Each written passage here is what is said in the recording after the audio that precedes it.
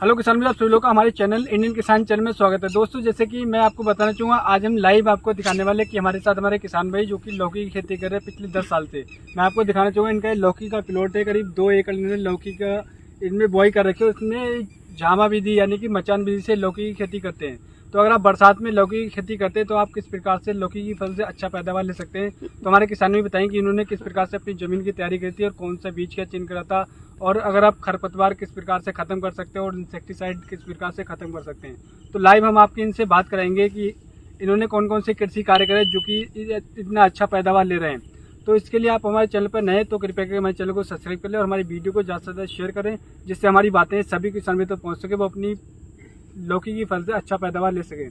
तो हम सबसे पहले पूछना चाहें कि आपने अपनी लौकी के लिए खेत की तैयारी किस प्रकार से करी थी और अपने कौन कौन सी खाद का प्रयोग करा था। पहले हमने डबल करी है जुताई, उसके बाद 2-3 ट्राली घूरा भी डाला है। अच्छा, जैसे कि इन्होंने 2 बार खेत की जुताई अच्छी तरीके से करी थी और उसके बाद में करीब 3 ट्राली एकड़ के हिसाब से इन्होंने देसी घूरे का प्रयोग करा है। हाँ। और उसके बाद में फिर आपने बीज का चयन कौन सा करा, घर का बीज लगाया या फिर आपने हाइब्रिड बीज लगाया है। अच्छा, फिर इन्होंने हाइब्रिड, अब हाइब्रिड। तो जैसे कि इन्होंने लौकी, तुरई और हाइब्रिड इनका बीज का चयन करता है। यानी कि अगर आप लौकी की खेती कर रहे हैं तो आपने घर का बीज ना चयन करें, आपको हमेशा चयन करना हाइब्रिड। जैसे हाइब्रिड में क्या फायदा होता है बताइएगा आप हमारे किसान भाइयों को। इसमें जो है फायदा हमें, इसमें लाभ ज्यादा मिलती है। यानी कि आपकी पैदावार अच्छी निकल करके आएगी और आपकी जो दर होगी वो अच्छी होगी, लौकी का साइज भी अच्छा होगा और आप अच्छा पैदावार भी ले सकते हैं। एक पेड़ में कोई 21 और दूसरा मैं आपसे पूछना चाहूंगा कि आपने बुआई करते समय कौन कौन सी खाद का प्रयोग करा था, हमारे किसान भाई को बताइएगा। हमने DAP, NPK, यूरिया और आडीन सबकी बुवाई करते हैं। तो जैसे कि जब इन्होंने बुआई करी थी तो उस समय पर DAP और NPK का प्रयोग करा था, उसके बाद आपने यूरिया का प्रयोग करा था। यूरिया भी और आडीन भी।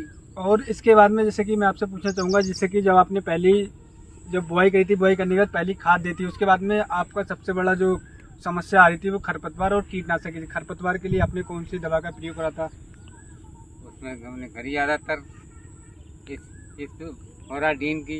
अच्छा, फोराडीन, जम्बा की। अच्छा, तो यानी कि जैसे जो फोराडीन आती है इन्होंने उसका प्रयोग करा था और उसके बाद कोराजीन का भी करा था इन्होंने प्रयोग। तो कोराजीन के क्या रिजल्ट है आप बताना चाहेंगे हमारे किसान भाइयों को, कोराजीन से क्या फायदे होते हैं? उससे बहुत फायदा होता है, उससे रंग भी आता, फल में भी फर्क आता, कोई बीमारी नहीं लगती है। अच्छा, तो जैसे कि अगर आप इस तरीके से अपनी जो लौकी की फसल पे कोराजीन जो इंसेक्टिसाइड है जो उनका प्रयोग करेंगे तो आप लौकी की फसल से अच्छा पैदावार ले सकते हैं। जैसे कि सबसे बड़ी समस्या होती है जब आप बरसात में जब लौकी की खेती करते हैं तो सिंचाई हमें कितनी बार करना चाहिए, किन चीज़ों का हमें ध्यान रखना चाहिए। आप हमारे किसान भाई को बताइए कि सिंचाई के लिए आपने क्या क्या कार्य करे थे, कितनी सिंचाई की थी आपने शुरुआत में? इसमें कम से कम 10 पानी लगा चुके हैं उसके बाद। अच्छा, इन्होंने कम से कम 10 सिंचाई कर चुके हैं। यानी कि जब जिस समय पर इन्होंने रुपाई आपने कब करी थी लौकी की, जब आप बताइएगा हमारे किसान भाई को। जमा आते हैं लोग पानी चालू है। नहीं, कौन से महीने में आपने इसकी रुपाई करी थी? रुपाई करी है जेठ और आषाढ़।